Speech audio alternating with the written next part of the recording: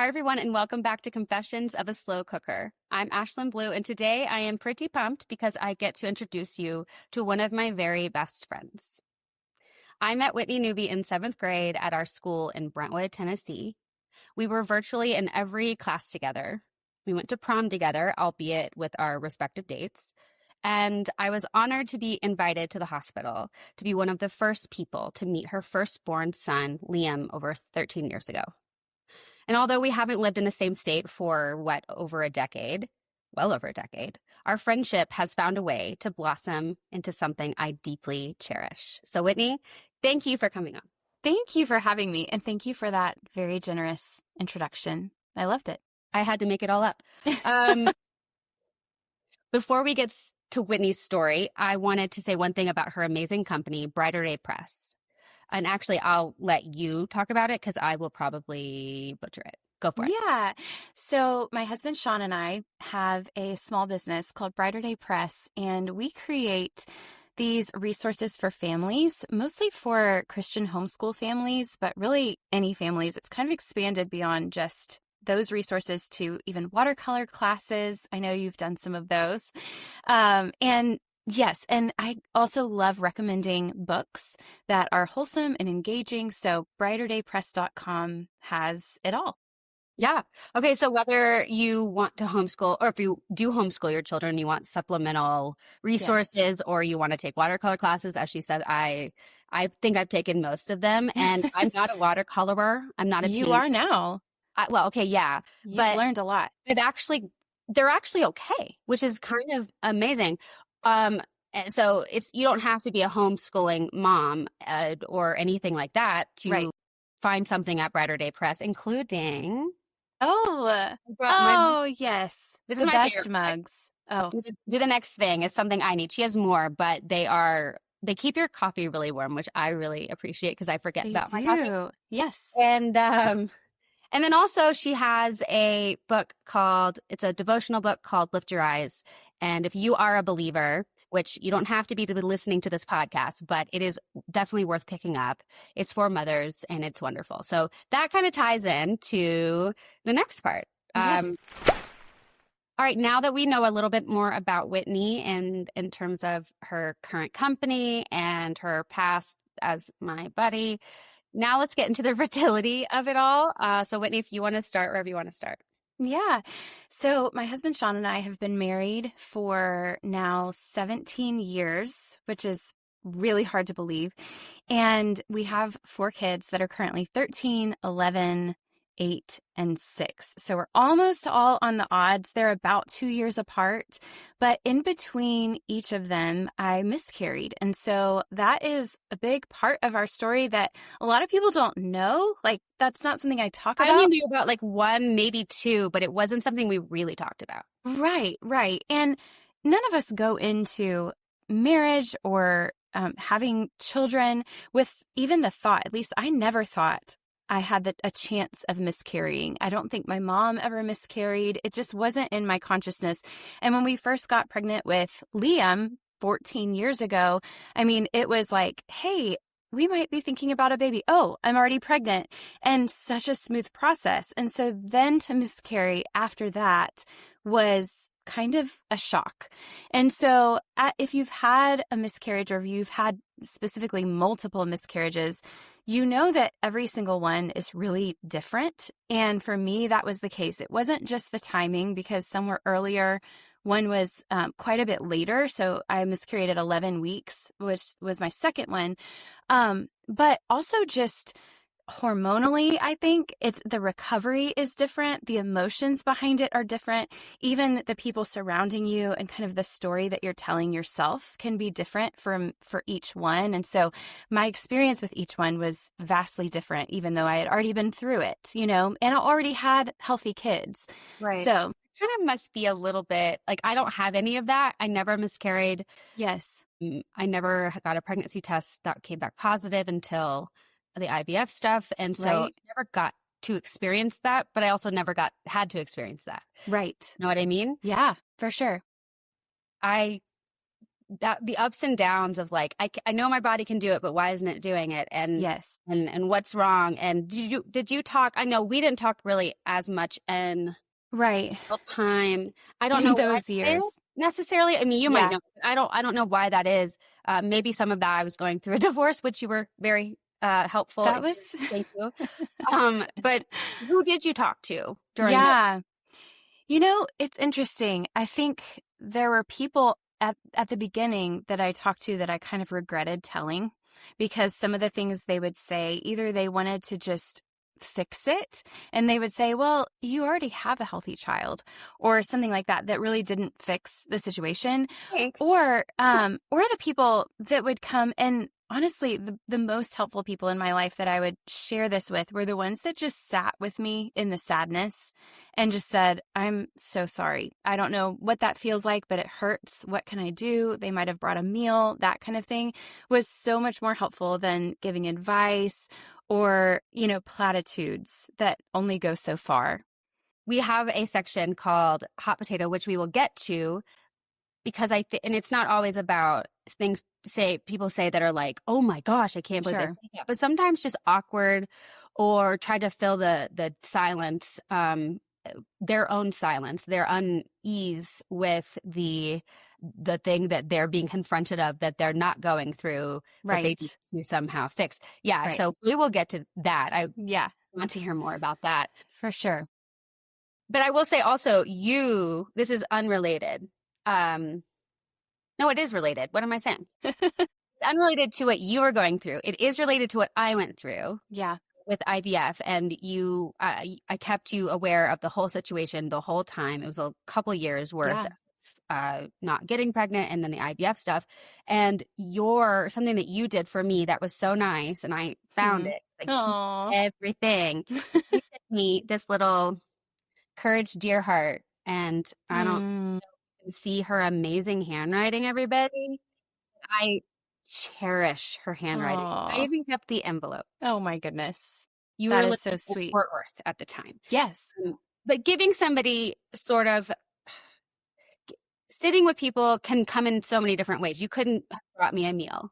We lived in different states. Right. You could not have just sat on the phone with me. You had young kids, still have young kids. Yeah. You could have called me, I'm sure. But what you did was something that I put that on my pantry door, where we had all of our, like, not mantras, but like I had made a believe sign, like from like things that I passed by every day. And so even just a letter, an old school kind of letter, not a text, something tangible that, again, I've kept all these years. Yes. Those kind of things meant so much. And I feel like there are so many ways that people can learn to use their own version of sitting. Absolutely. I found that my doctor was particularly good at this, and he has actually become a friend. So You were telling me that. That's amazing. So he's my OBGYN, but we worked at the same hospital because I'm a registered nurse. And as I was walking through my second miscarriage, so this was after we had 2 little ones. So we had Liam and Lainey, who were like 3 and 1, I think. And I had gone into his office after a positive pregnancy test, did an ultrasound at, I think, 8 weeks. And if I remember right, he wasn't seeing what he wanted to see. So he went into the ultrasound. He didn't see a heartbeat at that point and said, well, maybe your dates are off. I mean, I see a baby. I'm not seeing growth or movement. It was not good news. But he said it's also kind of hard to tell because it just looks too small at this point. And so you have some options. And so we went into his office and sat down. And in that moment, he became like a big brother to me. And he just said, he was very pastoral about how he approached us. And we had known him. He also went to our church. So we had a lot of interaction with him, which was really sweet. And he said, here are your options. You can we can wait. We can wait another week or 10 days and see if anything happens. You can schedule a D&C, which would be, surgery to remove the remains of this baby. And at that point, I was thinking, well, I think there's still hope. Maybe my dates are off. But in the back of my mind, I really just knew that this wasn't right. And the way that I knew, actually, I was working as a nurse at the time, and right around like 8 or 9 weeks, all of a sudden, I wasn't nauseous anymore. I wasn't having any of my normal pregnancy symptoms, even though I was, almost beginning to show. My pants were tight, all of that. So there was clearly something happening, but I was like, man, I feel so good. I feel so normal. And that actually wasn't a good thing. And so in the back of my mind, I knew that this wasn't going to end in a baby. Mm-hmm. But for 9 days, I kind of felt like a ticking time bomb because I still went to work. I cared for my 2 other children. And I just thought, what if I just start bleeding at work and all of a sudden, I don't know. I didn't know what was going to happen. It felt very out of control, and it was out of control because I'm thinking, well, I am pregnant, but I'm not sure, this is going to be a baby. So I actually saw my doctor at church during that time, and he came over to me and just gave me a hug, and he said, I just want you to know I'm praying for you guys as you go through this. And of course, I just broke down and wept, in that moment because hardly anyone knew. Yeah. Yes. But I remember going on a long walk during that time around a lake where we lived and really just crying out to God. And during that time, it was like a 2-mile loop. And I remember it was raining. It was just this whole mood. Oh, actually, yeah. Yes. And just like getting it all out and saying, I want this baby, but I don't want this if this is not your will for me, but I'm scared of what's next. Just being so honest. And speaking out loud, there was nobody out there.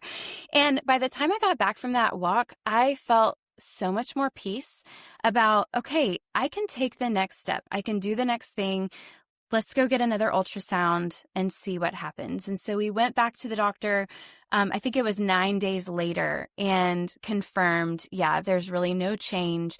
And at that point, he said, I'm afraid that even though the baby wasn't growing at that point, the rest of the tissue was growing, which is so interesting. I didn't even know that was like you were getting. Yeah.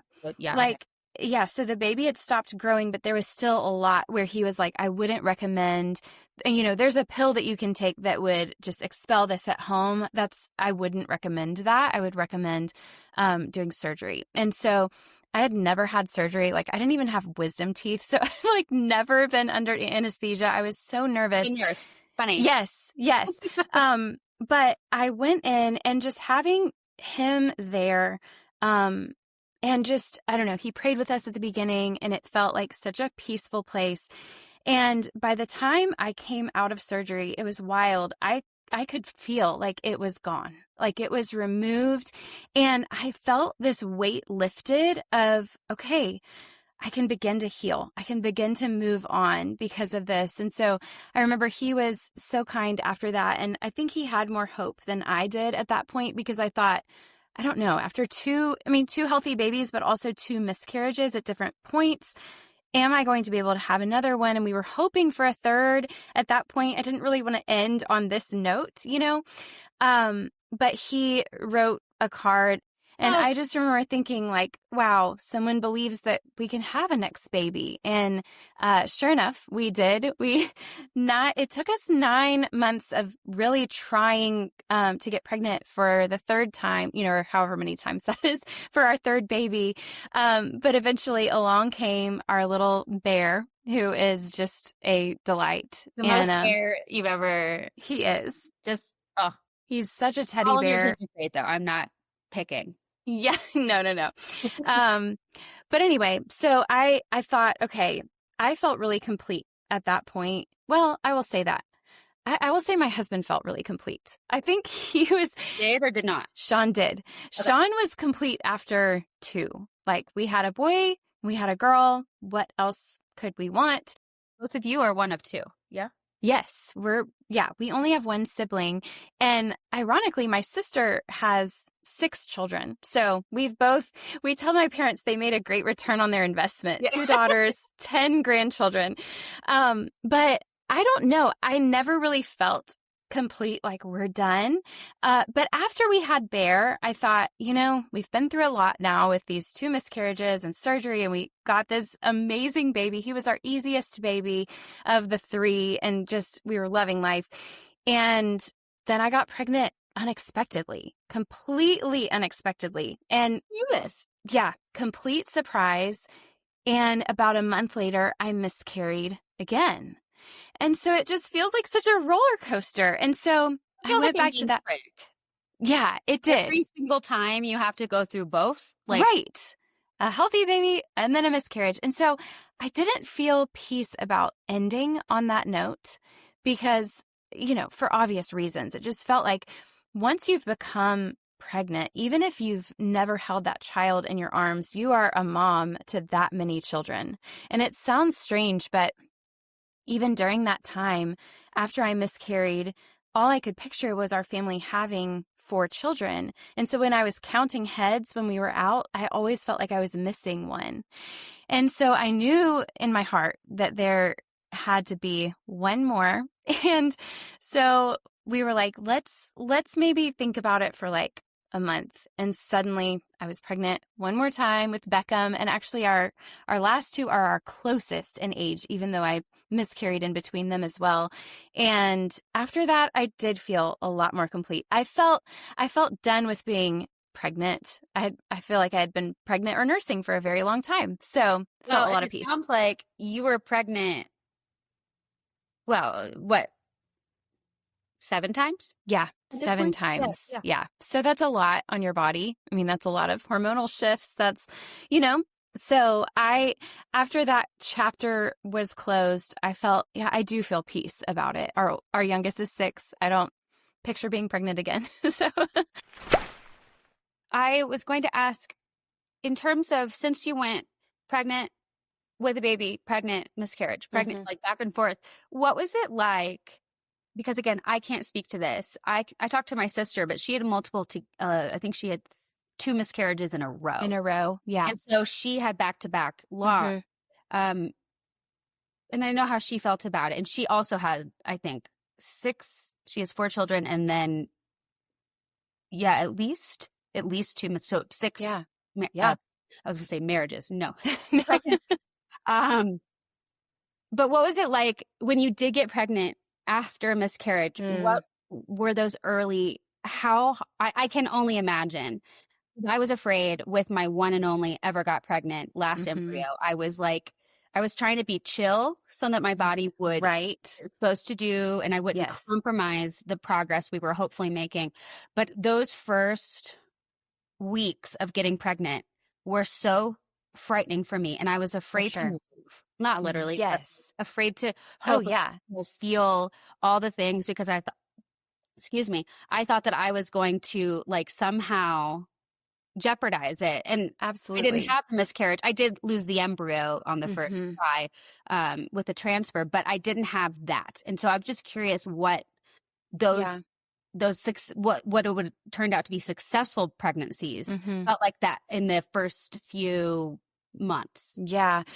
I mean, honestly, I wish I could say I just felt peaceful, but I didn't. I felt neurotic. And I even ordered all these pregnancy tests that are just the strip. Yeah, I know. To just be like testing every morning to see if, every time to see if the line would get darker, Yeah. And I'm like, I don't want to place my hope in this, but it was kind of the only outward sign. Okay, something's happening. Or I would hold on to every little fleeting feeling of nausea. Like, okay, at least something's hopefully taking hold. But I remember, having that feeling of being really nervous, especially working as a nurse, about what I was being exposed to, or if I would walk in from the parking lot through a cloud of cigarette smoke and I'm like, no, like I need to live in a bubble. But I remember my doctor just saying, looking at these multiple miscarriages, like after I had 3, for example, he said, none of this really doesn't concern me. It's still kind of in the normal range. People don't talk about how common miscarriage is, but he was like, there's nothing in common with these 3 losses that makes me think it's you or it's something you're doing. And so that did help me because by my seventh pregnancy with Beckham, I was like, if this is supposed to happen, it's supposed to happen. By this point, I did feel more settled. But I also remember at work as a nurse, I worked on a medical surgical floor, which is, we called it, well, the floor was 5 West. And we called it the Wild West because we had some crazy people. And actually, while I was pregnant with Beckham, my last day that I was planning on working up until I gave birth. So all of our babies were early by a couple weeks, which was very merciful of them. I never made it to a due date, but I was always up and walking. And I mean, with Bear, our third, I was doing CPR on a patient, and that started to put me into early labor. So I enjoyed that, like just being active up until the very end. At the hospital. I was at the hospital, and it was at the hospital where I was going to deliver. So I always thought, oh, if my water breaks during my shift, I'll be so happy. I'll just walk right over. I'm sorry, I have to leave early. Yeah, exactly. It never happened that way. But towards the end of my pregnancy with Beckham, which I knew in my heart, like, this is our last baby. It felt like, okay, I've made it to this point. I'm, 9 months pregnant. And I came on my shift at 3 p.m. So I typically worked from 3 p.m. to 11 p.m. That was my shift. Ooh, and so, which was rough. I am not a nurse.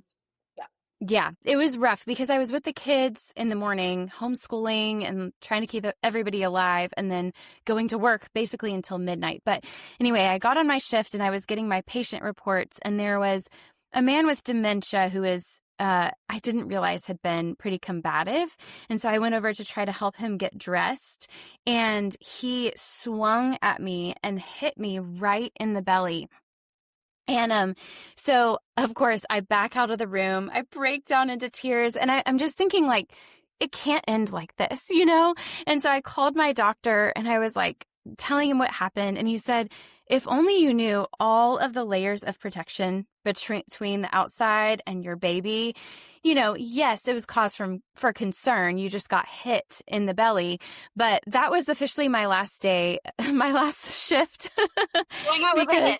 Yeah, went out with a bang. So, and then I had him that next week. But anyway, I mean, I guess I just say that because I was doing my best to hold on to what I felt like God had promised, that, and this is this child that I've given you, and he is in control. And I'm not. I'm so clearly not, of my own body, of the circumstances around me. And yet we had this beautiful, healthy boy.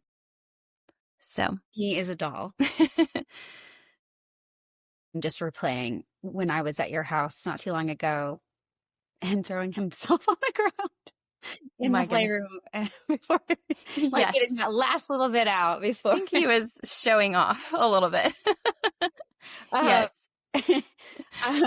So I guess this is a good time to move to the awkward, potentially, I don't know, you have to say for hot potato. The way that I like to do it is anything that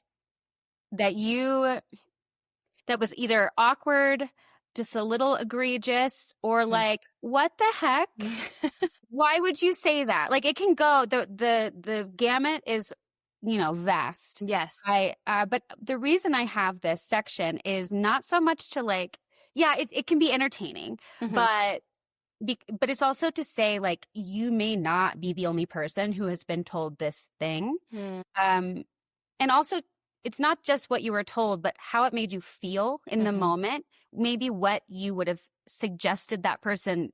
Obviously, it would be easier if someone just didn't say anything. Yeah. But like, if there was something to say, and you sort of alluded to it earlier, but what else could have been said that would have had a different thing, or a different landing for you? Because I think that most people, like you said earlier, really just want to fill the gap. They don't want to feel uncomfortable themselves. Right.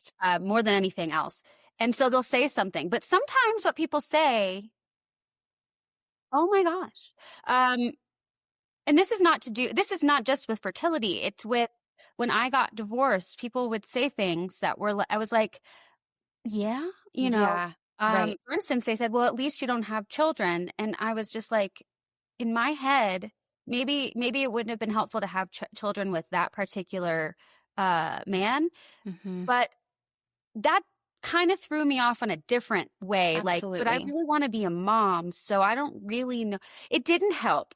Right. It just Right. made me feel like I should be grateful for something else. Or when my grandpa got Parkinson's, Mm-hmm.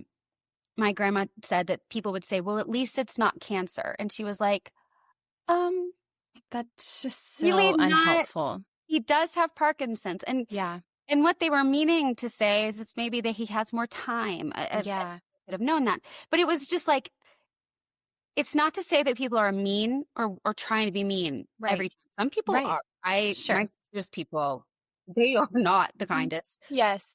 She has so many hot potatoes, but it's more to air this whole thing out and give not advice, because that's what we're usually Sure. saying don't give, but like Right. just the experience of it and maybe what would have been more helpful in that. Yeah. I think after my first miscarriage, I was so eager to tell people what was happening because I was looking for comfort and I was looking for things that probably they didn't have to offer in that moment. Like they may not have the wisdom or the experience to really comfort me.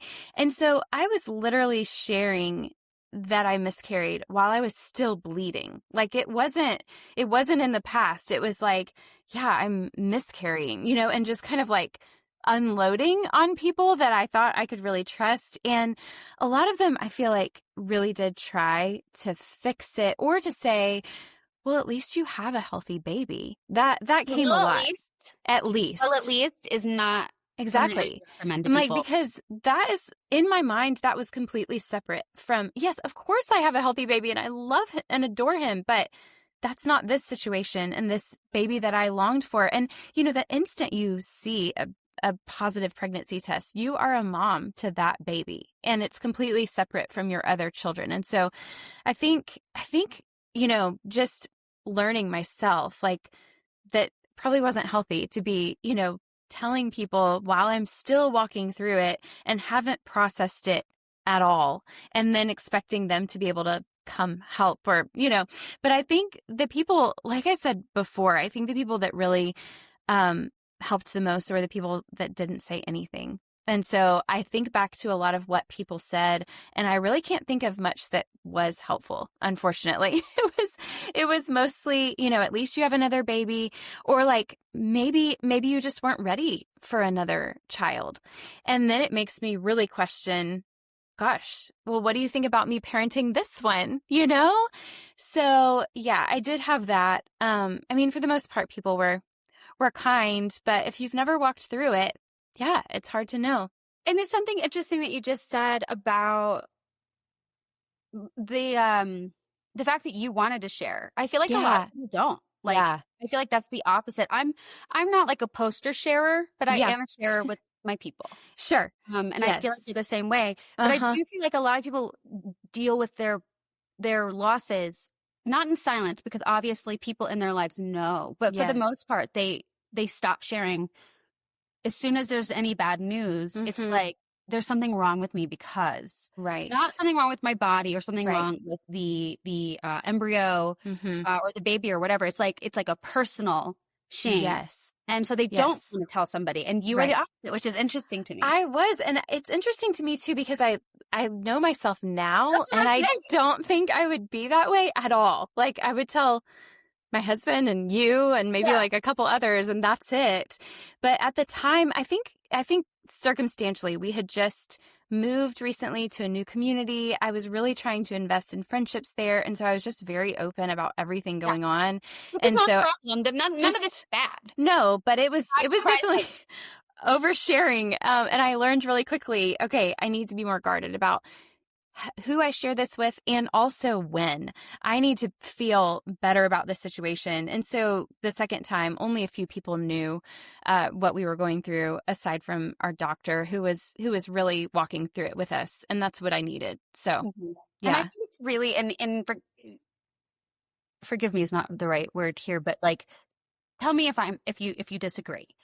I feel like, because I can speak to IVF and never getting pregnant and losing an embryo. I can't speak to miscarriages or miscarriage in general, or even getting pregnant actually, like on my own. Right, But right.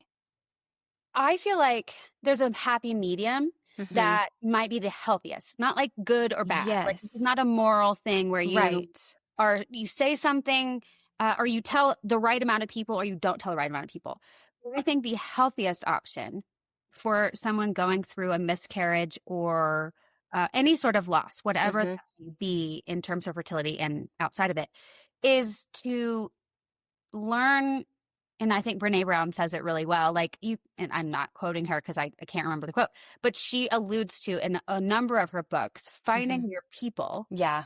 And I think if you had said it to certain people at any given moment, Right. you would have gotten the response that would have. Absolutely. So Absolutely. it's not necessarily you doing it wrong or whatever. Right. It's really the recipient of your news that Yes.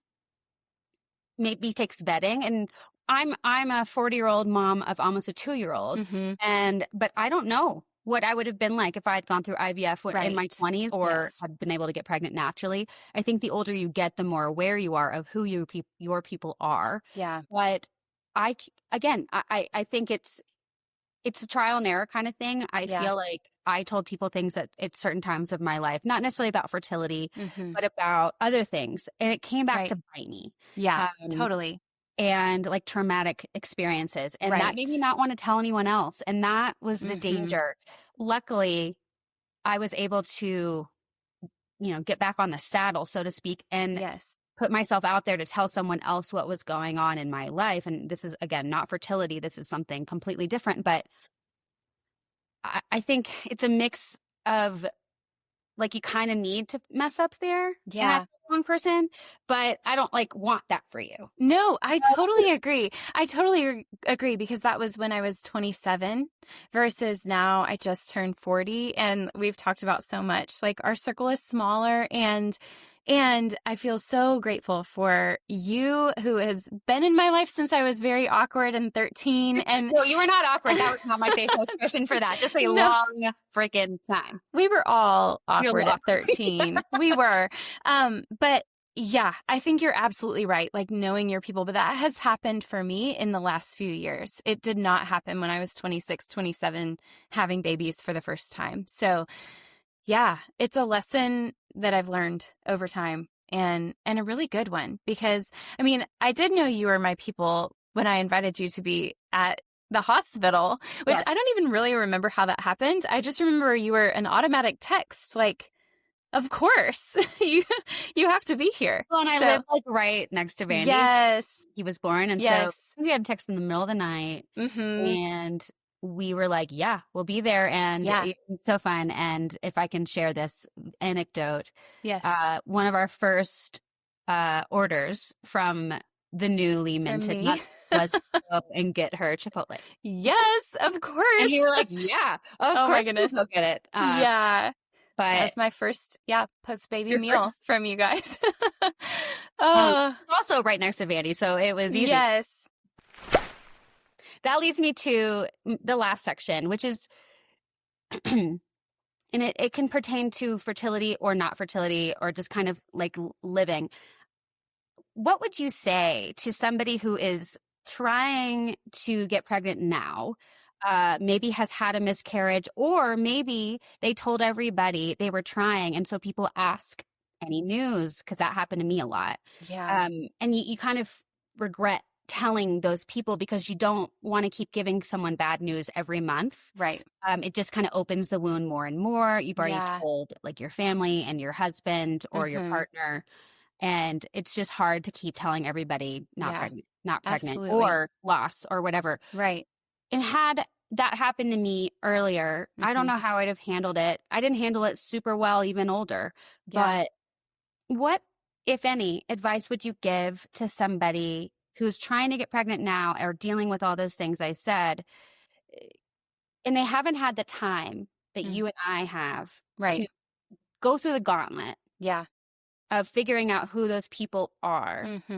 Is it something that you would say is just kind of a trial and error, and you kind of have to gird your loins, so to speak.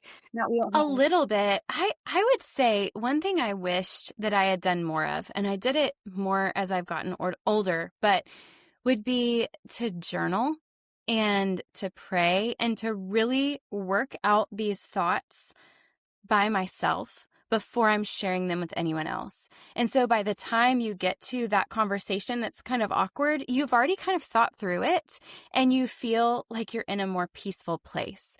And so I think that's going back what I would have told myself is like, pour your heart out in prayer or just to your husband until you feel ready to take on the world and the questions that are often very innocent and compassionate and caring, but you're not ready to share. And then when they come, you feel more secure and you're like, I don't know the end of this story, but I feel peaceful about what's going to come. And you can say that honestly because you've already worked it out behind closed doors. Right. And maybe you have a little bit more of a shield. Yes. Or a screen door. Maybe definitely. Because it might bother you in the moment because it might be awkward or it might hurts. Be insensitive. Sure. But you don't get the same blow. Exactly. As if you hadn't worked through it, like you said. Yeah. Whatever way that is for you. And it may be a counselor. It may be, somebody to say, how do I work through this in my situation? If and these time questions in general can do that too. Definitely. But I would caution people to wait too long to tell people about things that have happened in the past because I feel like that. If I can speak from, we won't go through it, but because it's not fertility oriented, but I had a very big traumatic thing happen when I was a teenager and I didn't tell anyone for a year. And in that meantime, I filled the void with all the things that I just assumed about it.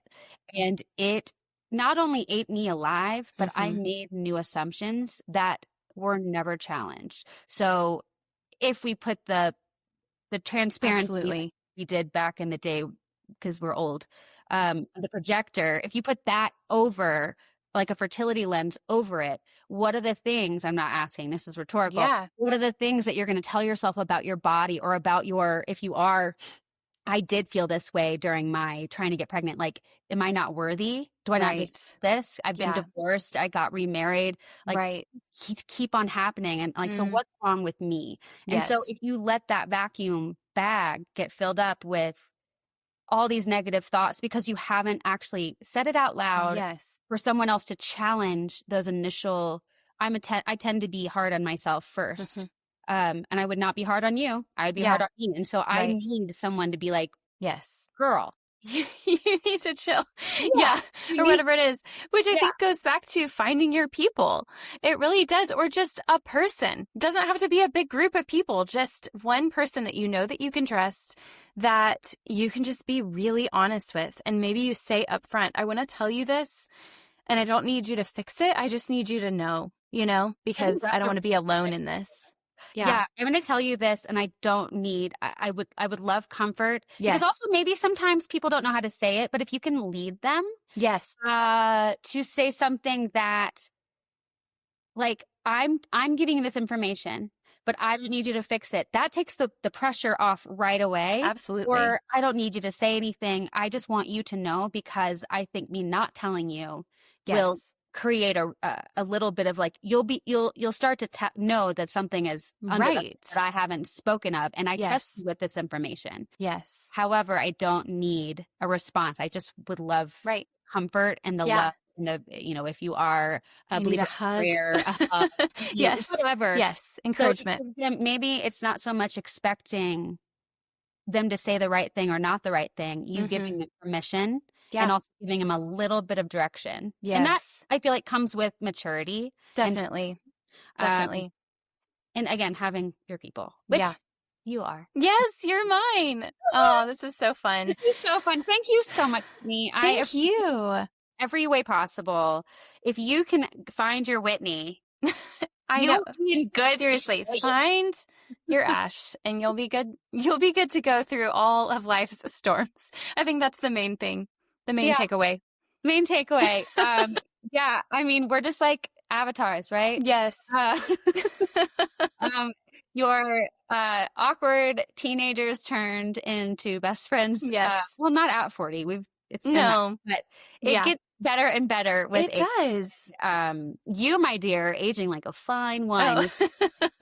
As are you. Oh my goodness. Yes. I adore you so much. And everyone, again, briderdaypress.com, such great resources for any woman out there and children for that matter. And I'm just so proud of the company she's built because it's so germane to who she is. It's like you can see her throughout all the stuff she has made, all the things she has written. You're just one of the best people on the planet. You're so sweet.